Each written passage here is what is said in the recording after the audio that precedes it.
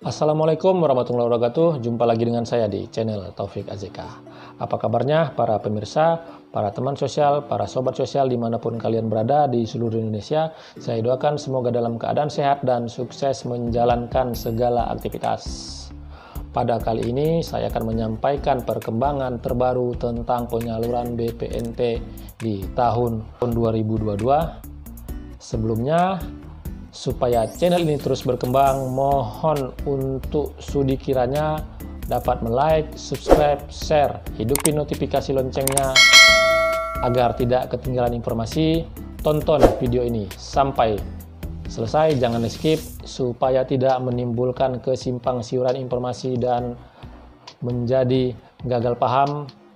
Sebelumnya, di tahun 2021 Menteri Sosial melayangkan surat ke Himbara penyalur BPNT agar melakukan penyaluran BPNT reguler ataupun BPNT PPKM paling akhir tanggal 31 Januari tahun 2021. Setelah dilayangkan surat, masing-masing dari Himbara, Dinas Sosial, Koordinator Daerah Program Sembako, para pendamping Bansos Pangan Kecamatan itu bahu-membahu berjuang keras untuk menyampaikan informasi kepada KPM agar segera melakukan transaksi paling akhir tanggal 31 Desember 2021. Jika tidak melakukan transaksi, saldo yang ada di KKS-nya akan dikembalikan oleh Himbara ke Kementerian Sosial. Nah, dengan melihat ataupun dengan berjalannya waktu, masih banyak KKS ataupun KPM yang tidak melakukan transaksi dengan berbagai macam alasan. Ibu Menteri Sosial mengeluarkan surat kembali perpanjangan sampai tanggal 15 Januari 2022 agar Himbara segera menyalurkan atau mendistribusikan KKS kepada KPM.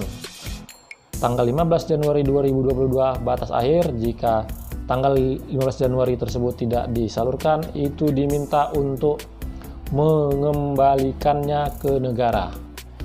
Jelas sangat isi surat tersebut. Nah, kenapa itu bisa terjadi? Mungkin secara data, setelah dilihat secara transaksi, masih banyak lagi para KPM yang belum menerima hak-haknya, terutama untuk BPNT PPKM.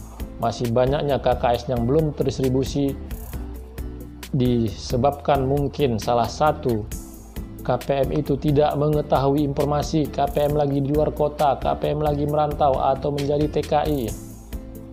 Nah, dengan melihat data itu yang diberikan oleh Himbara, jadi Ibu Menteri melayangkan surat tersebut dengan batas akhir tanggal 15 Januari. Tapi di poin surat tersebut, agar dana atau saldo dikembalikan bagi KKS yang gagal top up yang dilakukan oleh Himbara. Artinya untuk yang sudah berhasil top up itu masih bisa tetap disalurkan sampai dengan informasi selanjutnya. Nah, cukup menarik bukan? Dan merupakan kabar bahagia bagi para KPM yang sebelumnya tidak mendapatkan informasi lagi di luar kota. Nah, pada kali ini mereka masih bisa untuk mengambil KKS BPNT PPKM-nya ke Himbara. Bagaimana caranya? Untuk dicari informasi ataupun dipertanyakan kepada aparat desa atau aparat kelurahan ataupun para pendamping yang ada di daerah KPM. Mungkin sebelumnya KPM sudah mendapatkan informasi, tetapi KPM tidak bisa pulang untuk mengambilnya ke Himbara atau ke tempat-tempat yang sudah ditentukan sebelumnya. Nah, setelah melihat data, masih juga belum secara maksimal penyaluran itu dilakukan. Jadi Kementerian Sosial kembali melayangkan surat untuk melakukan upaya percepatan penyaluran bersama-sama dengan DPR RI, tepatnya Komisi 8. Komisi 8 merupakan mitra kerja oleh Kementerian Sosial. Jadi Kementerian Sosial mengajak anggota maupun pimpinan Komisi 8 untuk bersama-sama memantau dalam upaya percepatan penyaluran ini. Itu sudah dilakukan di beberapa daerah. Jadi Komisi 8 akan turun ke dapil-dapil mereka di seluruh Indonesia.